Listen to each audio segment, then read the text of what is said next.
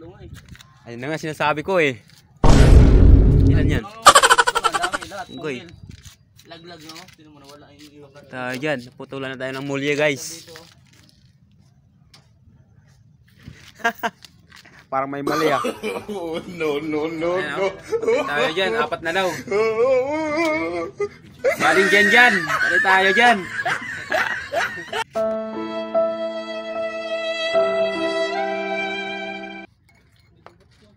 Comment kayo guys kung tama ba pagkabit guys.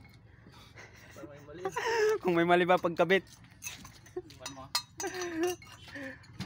Comment kayo sa baba, comment section ba. Simple pa yan, tatlo na yan nagsasama-sama.